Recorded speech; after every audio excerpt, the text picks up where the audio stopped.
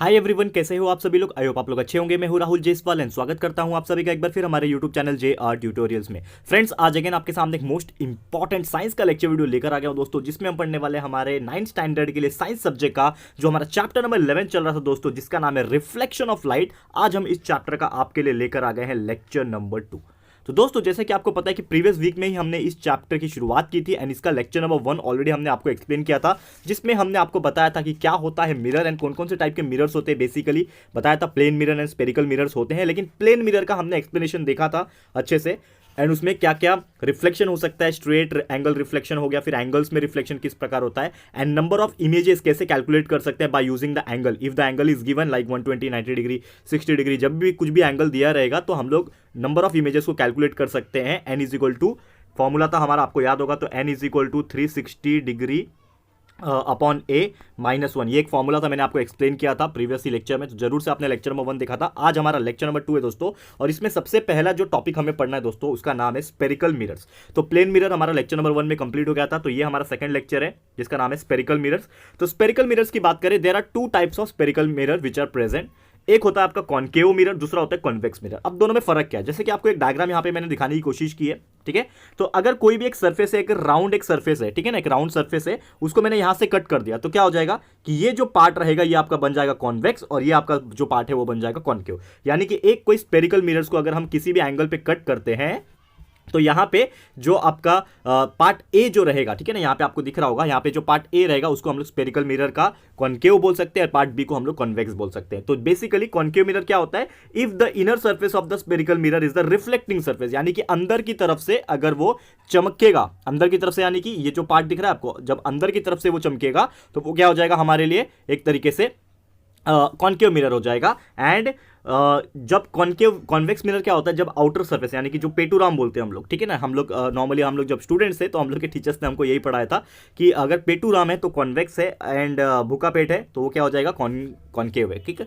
तो ये आपको याद रखना है। तो कॉन्वेक्स मतलब क्या होता है, आउटर सरफेस जब बाहर से अगर कोई चीज रिफ्लेक्ट हो रहा है, मतलब ये साइड से रिफ्लेक्शन हो रहा है उसका, ठीक है ना, रिफ्लेक्शन ये साइड से हो रहा है, तो वो जो रिफ्लेक्टिंग सरफेस रहेगा उसको हम लोग बोलते हैं कॉन्वेक्स मिरर। तो उम्मीद करता हूं कि कॉनकेव मिरर क्या होता है एंड कॉन्वेक्स मिरर क्या होता है, ये दो चीज आपको बहुत ही आसानी से क्लियर हो गया होगा, इसमें कोई प्रॉब्लम नहीं है। एंड कॉनकेव मिरर, जैसे कि अगर हम आपको बात बताएं तो कॉनकेव मिरर क्या होता है, बेसिकली आपके जो बार्बर शॉप्स वगैरह जो होते हैं, ठीक है ना, जो आपके नाई के दुकान होते हैं जहाँ पे आप बाल कटिंग जाते हो, सालोन जाते हो, ठीक है ना, डेंटिस्ट इवन जाते हो, तो डेंटिस्ट में भी जो मिरर्स लगे होते हैं that is the convex mirror and concave mirror. And convex mirror की बात करें तो आपके जो गाड़ियों के शीशे लगे होते हैं ना, जो आप जिससे पीछे देखते हो कि गाड़ी आ रही है कि नहीं आ रही है, व्हीकल्स में, मोटरसाइकिल्स में, कार्स में, वो सभी कॉन्वेक्स मिरर होते हैं। तो ये चीज़ आपको डिफरेंस याद रखना है, क्लियर है।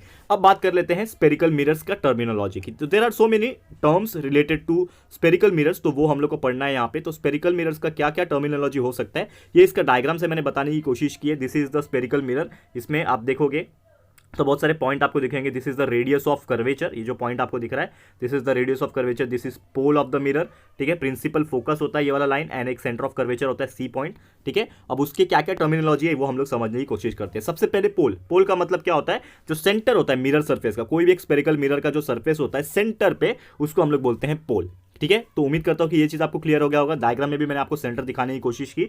फिर एक होता है सेंटर ऑफ कर्वेचर, जो सेंटर ऑफ द स्फीयर होता है, मिरर का जो पार्ट रहता है उसको हम लोग centre of curvature of the mirror बोलते हैं, ठीक है। तो ये आपको मैं दिखाने की कोशिश कर रहा हूं। This is the part, this is centre and ये जो पूरा पार्ट पोर्शन जो है वो क्या रहेगा, हमारा सेंटर ऑफ कर्वेचर रहेगा, क्लियर है। और नेक्स्ट है रेडियस ऑफ कर्वेचर। अब रेडियस क्या हो गया, ऑब्वियसली सेंटर से लेके जो पेरीफेरी तक जो भी डिस्टेंस होता है, यानी कि जो radius of the sphere of which the mirror is a part, ठीक है ना। कोई भी मिरर का अगर हमारा रेडियस जो है वो अगर हम लोग कैलकुलेट करें, लेट सपोज यहाँ पे आपको डायग्राम से बताने की कोशिश करता हूं मैं कि हमारा ये हमारा सेंटर पॉइंट हो गया, सेंटर पॉइंट से लेके ये पूरा डिस्टेंस ले लो, चाहे ये पूरा डिस्टेंस लो, ये क्या है, उसके लिए रेडियस है। तो इसके लिए हम लोग क्या बोलेंगे, ये चीज को हम लोग बोलेंगे हमारा रेडियस ऑफ कर्वेचर। कर्वेचर का वो क्या है, रेडियस है। एंड वही प्रिंसिपल एक्सिस की बात करें तो अगर एक स्ट्रेट लाइन जो कि पास हो रहा है पोल के थ्रू और सेंटर ऑफ कर्वेचर, यानी कि पोल से भी कंसीडर करेंगे और सेंटर ऑफ कर्वेचर दोनों से ही कंसीडर करेंगे, तो उससे अगर हमने एक स्ट्रेट लाइन पास किया ना मिरर से, तो उसी को हम लोग क्या बोलते हैं, प्रिंसिपल एक्सिस बोलते हैं। तो यहाँ पे हम वही चीज दिखाने की कोशिश करते हैं कि सेंटर हो गया एंड ये हमारा पोल ऑफ द मिरर हो गया। तो यहाँ से अगर मैं एक स्ट्रेट लाइन पॉइंट पास करूंगा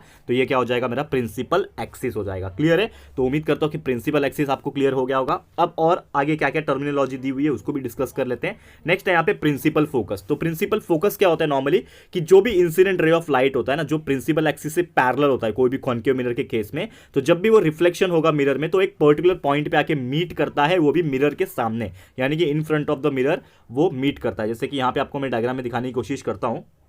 ठीक है, तो यहाँ पे आपको दिख रहा होगा कि मिरर के सामने जस्ट यहाँ पे एफ जो पॉइंट है आपको मीट हो रहा है यहाँ पे एक पर्टिकुलर एंगल पे। तो जो भी इंसिडेंट रे ऑफ लाइट है जो कि पैरेलल होता है प्रिंसिपल एक्सिस से, ठीक है, कॉन्केव मिरर का, तो जब भी रिफ्लेक्शन होता है तो वो एक पर्टिकुलर पॉइंट पे मीट हो रहा है, ठीक है ना, मिरर के फ्रंट पे आके, ठीक है ना, कॉन्केव मिरर है और मिरर के फ्रंट पे आके ये मीट हो रहा है। This point is called as you can say principal focus of concave mirror. अभी हम लोग किसके बारे में पढ़ रहे हैं, कॉन्केव मिरर के बारे में पढ़ रहे हैं। वही अगर मैं कॉन्वेक्स मिरर की बात बताऊं यहाँ पे, तो कॉन्वेक्स मिरर में क्या होता है कि इंसिडेंट रे ऑफ लाइट जो पैरेलल प्रिंसिपल एक्सिस से होते हैं ना, यहाँ पे अगर हम बात करें तो जो भी पैरेलल होता है प्रिंसिपल एक्सिस से, तो रिफ्लेक्शन के बाद वो कहां पे आता है, बिहाइंड द मिरर, यानी कि मिरर के पीछे वो यहां पे हम लोग को दिखाई देता है। ठीक है, तो ये तो मिरर के आगे अगर आपको दिखाई देगा तो आपका ये हो जाएगा, that is in front of the mirror दिखाई देगा तो आपका क्या हो जाएगा, एक तरीके से वो कॉन्केव मिरर का हो जाएगा रिफ्लेक्शन एक्सिस। एंड वही पीछे दिखाई देगा तो वो क्या रहेगा, जो प्रिंसिपल फोकस है वो कॉन्वेक्स मिरर के लिए हो जाएगा। ठीक है, तो आपको ये चीज याद रखना है प्रिंसिपल फोकस किस प्रकार होता है। तो एक मिरर के फ्रंट में आता है, वो किसका रहेगा, कॉन्केव मिरर का, मिरर के फ्रंट में आता है, और कॉन्वेक्स मिरर का जो होता है मिरर के बिहाइंड में आता है पर्टिकुलर पॉइंट पे। उसी चीज को हम लोग बोलते हैं principal focus of both concave mirror and convex mirror. Clear है दोस्तों? And last but not the list, एक और यहाँ पे पॉइंट है जिसका नाम है फोकल लेंथ।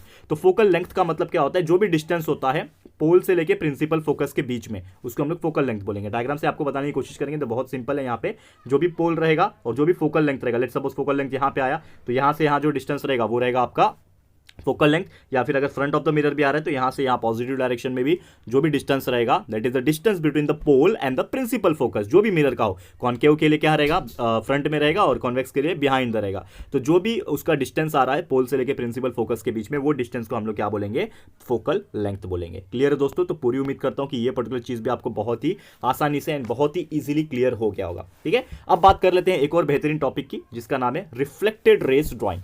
ठीक है ना, किस प्रकार हम लोग कोई भी रिफ्लेक्टेड रे को ड्रॉ कर सकते हैं। तो यहाँ पे उसके लिए 3 रूल बेसिकली दिए हुए हैं। तो ये 3 रूल क्या है ये हम लोग पढ़ने की कोशिश करेंगे। तो 3 रूल क्या बोलता है, सबसे पहला रूल ये है कि कोई भी अगर इंसिडेंट रे ऑफ लाइट अगर पैरेलल होता है प्रिंसिपल एक्सिस से, तो जो रिफ्लेक्टेड रे ऑफ लाइट है ना वो प्रिंसिपल फोकस से पास होता है। जैसे कि अपना डायग्राम में आप दिखाने की कोशिश करूंगा, तो let's suppose this is my incident ray of light.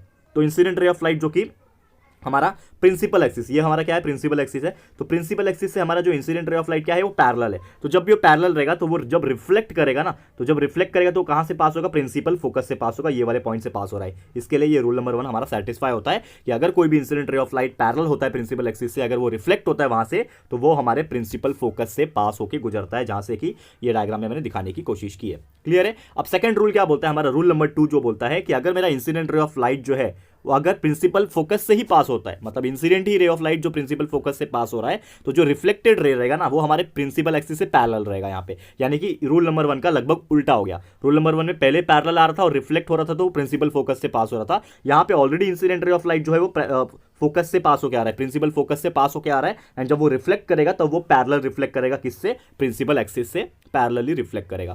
Clear है दोस्तों? तो ये था हमारा रूल नंबर 2। उम्मीद करता हूं कि ये भी आपको क्लियर हो गया होगा। अब बात कर लेते हैं हमारे रूल नंबर 3 की, जो कि अगेन बहुत ही सिंपल रूल है। क्या बोलता है कि अगर मेरा इंसिडेंट रे ऑफ लाइट जो है वो सेंटर ऑफ कर्वेचर से पास होता है मिरर के, तो जो रिफ्लेक्टेड रहेगा ना वो सेम पाथ में यहाँ पे फॉलो होगा। यानी कि एक तरीके से आप बोलोगे कि समझ लो ये मेरा इंसिडेंट रे ऑफ लाइट यहां से जा रहा है और वो रिफ्लेक्ट होने की कोशिश करेगा, और कहां से जा रहा है, सेंटर ऑफ कर्वेचर से पास होकर जा रहा है, जैसा कि आपको डायग्राम में दिख रहा होगा। ठीक है, तो जब भी मेरा ये रेड ऑफ लाइट जो है सेंट्रल से जा रहा है तो वापस से उसी डायरेक्शन में वो घूम के आ जाएगा, यानी कि जाएगा भी उधर से और आएगा भी उसी से, यानी कि इधर से जाएगा इधर से आएगा भी। यानी कि सेंटर से अगर सेंटर ऑफ कर्वेचर से अगर कोई भी incident ray of light pass होकर जाता है तो उसी डायरेक्शन से वापस से वो उसी रास्ते से उसी पाथ से वापस से रिफ्लेक्ट भी हो जाता है। तो ये था हमारा रूल नंबर 3। क्लियर है दोस्तों? तो उम्मीद करता हूं कि कोई भी रिफ्लेक्टेड रेस को ड्रॉ करने के लिए ये 3 रूल आपको याद रहेगा, और एग्जाम में अगर आपको पूछता है तो you can write it down this 3 rules, and इसके डायग्राम्स भी आपको बनाने होंगे, तो आपके मार्क्स जो है आराम से मिल जाएगा। क्लियर है दोस्तों? तो आज के लिए इतना ही दोस्तों। उम्मीद करता हूं कि हमारा आज का लेक्चर वीडियो आपको बहुत ही पसंद पसंद आया होगा। एंड बहुत ही सिंपल टॉपिक्स हमने आज देखे हैं,